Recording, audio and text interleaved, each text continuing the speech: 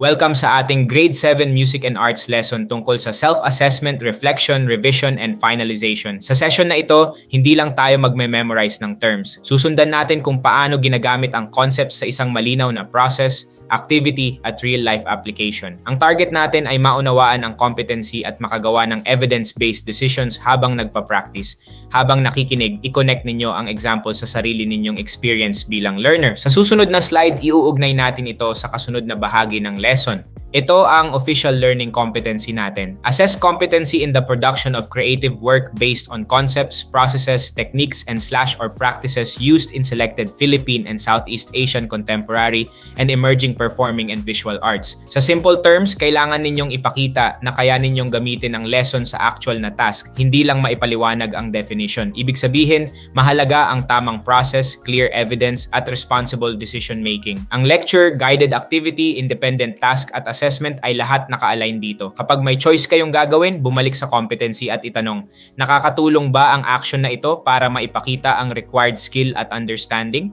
May tatlong specific targets tayo. Una, explain how meaningful feedback and self-assessment support the improvement of creative work. Apply the reflect, inquire, suggest, elevate, rise process to peer and self-evaluation. Revise and finalize a creative work using evidence from feedback, criteria, and reflection.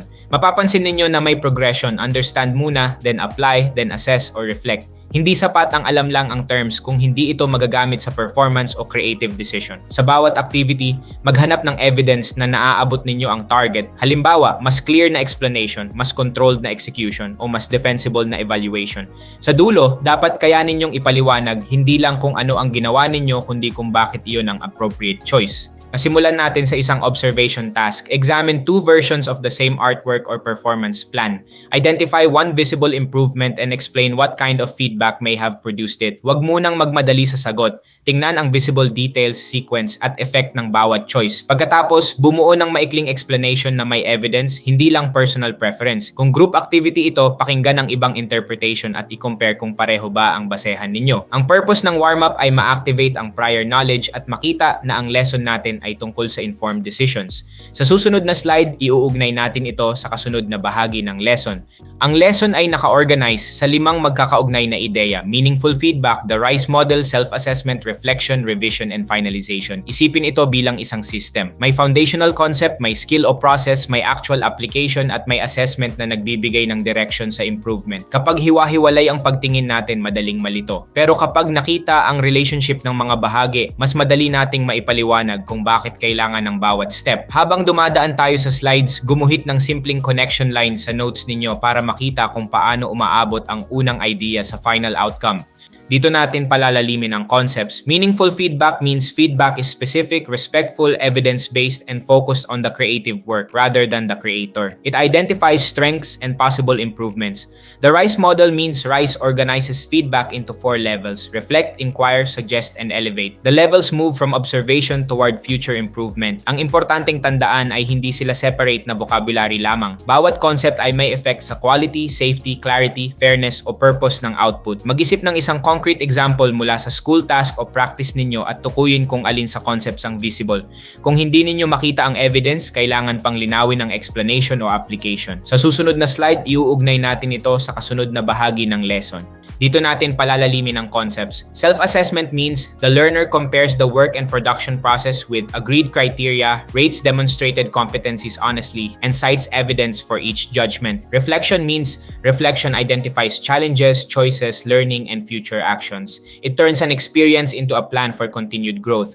Revision and finalization means revision applies selected feedback to improve the current work. Finalization confirms that the product is coherent, complete, technically ready, and aligned with its purpose. Ang importanteng tandaan ay hindi sila separate na vocabulary lamang. Bawat concept ay may effect sa quality, safety, clarity, fairness, o purpose ng output. Mag-isip ng isang concrete example mula sa school task o practice ninyo at tukuyin kung alin sa concepts ang visible.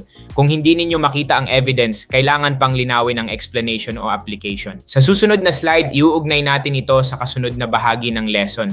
Gamitin natin ng accurate ang tatlong terms na ito. Reflect, recall and describe what is evident in the work. Inquire, ask a focused question to understand an artistic choice. Suggest, Offer a practical idea for improving the current version. Kapag ginagamit ang technical word, dapat kaya rin natin itong ipaliwanag sa simple language at ipakita sa example. Subukan ninyong gumawa ng isang sentence para sa bawat term na connected sa topic. Iwasan ang definition na inuulit lang ang mismong word. Mas strong ang understanding kapag malinaw ang meaning, may context, at alam natin kung kailan appropriate gamitin ang term. Sa susunod na slide, iuugnay natin ito sa kasunod na bahagi ng lesson.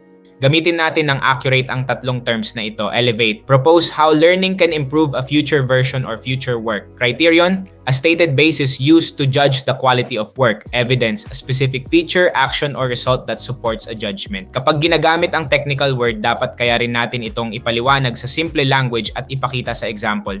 Subukan ninyong gumawa ng isang sentence para sa bawat term na connected sa topic. Iwasan ang definition na inuulit lang ang mismong word. Mas strong ang understanding kapag malinaw ang meaning, may context, at alam natin kung kailan appropriate gamitin ang term. Sa susunod na slide, iuugnay natin ito sa kasunod na bahagi ng lesson. Sundan natin ang process in order. 1. Observe, study the creative work and the agreed criteria before making a judgment. 2. Use RISE, reflect on evidence, inquire about choices, suggest a revision, and elevate future practice. 3. Self-check, rate each relevant competency and support the rating with an example from the work. May dahilan kung bakit ganito ang sequence. Ang bawat step ay naghahanda ng evidence o condition para sa next action. Kung mag-skip tayo, pwedeng maging unclear, unsafe, unfair, o mahirap i-evaluate ang result. Habang ini-explain ko ang steps, tukuyin kung alin ang pinakamadalas makalimutan sa actual task. Isulat ang isang practical check na pwedeng gamitin bago lumipat sa next step. Sa susunod na slide, iuugnay natin ito sa kasunod na bahagi ng lesson. Sundan natin ang process in order. 4. Prioritize group similar comments and select revisions with the greatest effect on purpose, clarity, and criteria. 5. Revise, apply the selected changes while preserving the work's central idea and cultural context. 6. Finalize and reflect, check completeness and presentation quality, then record what changed and what should improve next time. May dahilan kung bakit ganito ang sequence. Ang bawat step ay naghahanda ng evidence o condition para sa next action. Kung mag-skip tayo, pwedeng maging unclear, unsafe, unfair, o mahirap i-evaluate ang result. Habang ini-explain ko ang steps, tukuyin kung alin ang pinakamadalas makalimutan sa actual task. Isulat ang isang practical check na pwedeng gamitin bago lumipat sa next step. Sa susunod na slide, iuugnay natin ito sa kasunod na bahagi ng lesson. Ito ang example na direktang adapted mula sa lesson exemplar at activity source. The lesson exemplars give and receive activity asks partners to record peer feedback using RISE. The self-check exploring you checklist then connects the feedback to competencies in contemporary Philippine and Southeast Asian visual and performing arts. Pansinin na may clear task, observable evidence at processing component. Hindi random ang activity, ginawa ito para maipakita ang competency sa isang authentic context. Habang sinusuri ang example, tukuyin ang input, action, criteria at expected output. Kapag gumawa kayo ng sariling version, pwedeng i-contextualize ang materials o setting, pero hindi dapat mawala ang learning target at evidence na kailangan para sa assessment. Para sa guided activity, gagawin natin ang RISE Feedback Conference. Materials, a recent creative work, the agreed assessment criteria, and the feedback sheet. Work with a partner and silently observe each other's creative work. Write one reflect statement and one inquire question using visible evidence. Makinig muna sa complete instructions bago magsimula at tiyaking malinaw ang roles, materials, at safety or quality expectations. Sa first attempt, ang goal ay makakuha ng baseline evidence, hindi agad perfect performance. I-record ang observation ng specific ano ang nangyari, saan ito nakita, at ano ang effect. Kapag may partner o group, gumamit ng respectful communication at i-focus ang feedback sa task. Sa susunod na slide, iuugnay natin ito sa kasunod na bahagi ng lesson. And ipagpatuloy ang guided task sa mga hakbang na ito. Add one realistic suggest statement and one elevate statement for future work. Exchange feedback, ask for clarification, and identify one high-impact revision. Pagkatapos, gamitin ang processing questions. Which comment was most useful and what evidence made it useful? How did respectful language affect your willingness to revise? Which criterion will improve most after your chosen revision? Hindi kailangang mahaba ang sagot, pero dapat may concrete evidence mula sa ginawa o naobserbahan. I-compare ang first at second attempt kung mayroon at tukuyin kung anong desisyon ang nagdulot ng pagbabago. Ang processing stage ang nagko-convert ng activity mula sa simpleng paggawa tungo sa tunay na learning at improvement.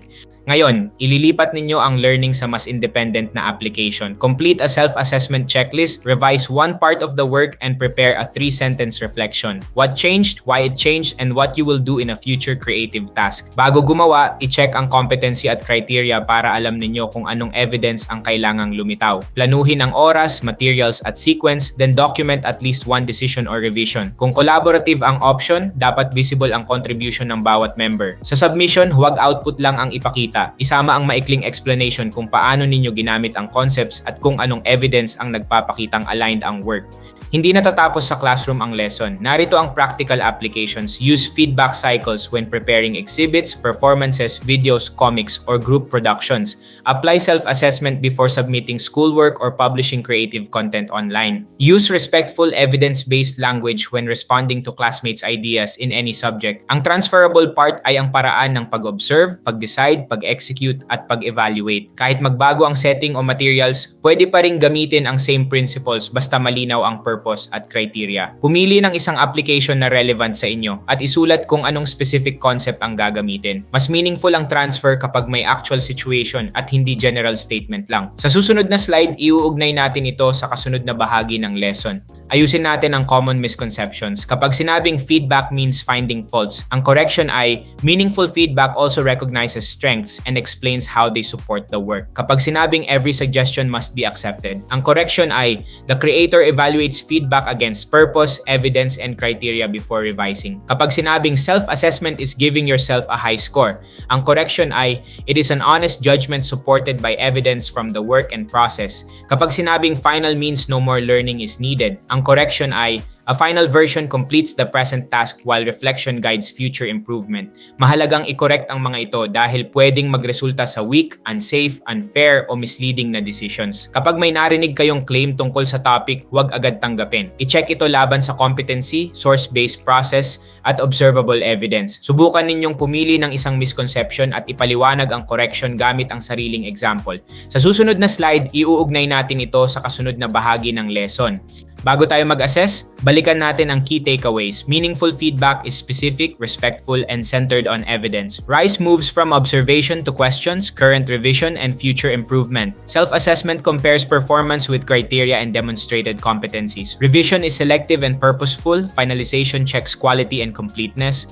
Reflection connects today's creative decisions with future learning. Ang common thread ay purposeful action supported by criteria and evidence. Kapag malinaw ang concept pero mahina ang application, kulang pa ang competency. Kapag may action pero walang reflection, mahirap malaman kung ano ang dapat ulitin o baguhin. Gamitin ang summary bilang checklist. Kaya mo bang ipaliwanag, i-apply at i-evaluate ang bawat major idea? Kung may isang hindi pa malinaw, balikan ang related example at process slide. Tapos tayo sa isang maikling formative check. Sagutin ang mga ito. Write one reflect statement about a sample work. Turn a vague comment into a specific suggest statement. Name one criterion you would check before finalizing a creative work. Maglaan muna ng tahimik na thinking time at isulat ang sagot bago mag-share. Sa explanation, gumamit ng term mula sa lesson at isang concrete example o evidence. Hindi ito para manghula ng grade. Ginagamit natin ito para makita kung alin ang understood at alin ang kailangan pang i-review. Pagkatapos mag-check, markahan ang isang concept na confident ka at isang concept na kailangan mo pang i-practice.